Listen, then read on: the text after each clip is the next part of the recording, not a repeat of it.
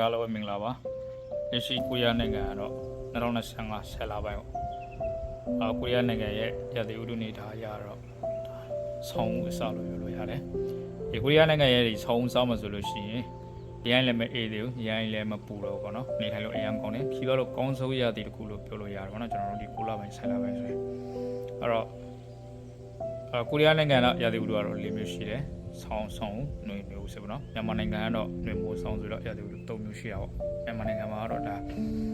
နင်းထွေတူကြားတာမျိုးတော့မရှိဘူးဒါပေမဲ့တိုးတော့နင်းအပေါ်ပိုင်းမှာဒါကချင်ဘက်မှာတော့နည်းနည်းရှိတယ်လို့သိရပါတော့ဟာခါလို့ပဲ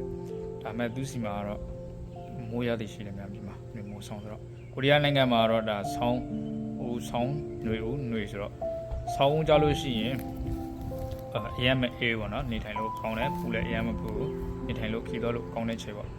ဆောင်းထဲရောက်လာပြီဆိုတော့ဒါအရင်အေးတယ်ကျွန်တော်တို့10လပိုင်း1လပိုင်းလို့2လပိုင်းလို့အဲ့ကြာလို့ရှိရင်နင်းနေအရင်ကြာပြီးတော့အေးတယ်ခီးတော့လို့မကောင်းဘူးเนาะအရင်အေးတော့နောက်ပြီးကျွန်တော်တို့ဒီ3လပိုင်း4လပိုင်း5လပိုင်းကြာလို့ရှိရင်တော့ຫນွေဦးပြန်ရောက်လာအဲ့ကြကြာတော့ခီးတော့လို့ကောင်းတဲ့ခြေပေါ့ကိုရီးယားနိုင်ငံမှာဓာတ်ပုံတွေရိုက်လို့ကောင်းမယ်ခီးတော့လို့ကောင်းမယ်တစ်ခါလို့ကောင်းတဲ့အခြေပေါ့နောက်ပြီးကျွန်တော်တို့ဒီ6လပိုင်း9လပိုင်း10လပိုင်းရောက်လို့ရှိရင်ဒါတခါအရင်ပြန်ပူတယ်အဲ့ကြຫນွေရောက်ပြီခီးတော့လို့မကောင်းတော့ဘူးပေါ့เนาะအဲ့ခြေကြာဘာလို့ပုံစံမျိုးဒါကိုရီးယားနိုင်ငံဆောင်းຫນွေဦးရသည်၄မျိုးဖြစ်ပါတယ်ကိုရီးယားနိုင်ငံမှာတော့မိုးရာသီတိတိုက်တော့မရှိဘူးမိုးနေနေရွာတာတော့ရှိတယ်ပေါ့နော်โอเคပါပြီပဲကျွန်တော်ပုံတူအနေနဲ့ကိုရီးယားနိုင်ငံရာသီ၄မျိုးကိုညှဝေလိုက်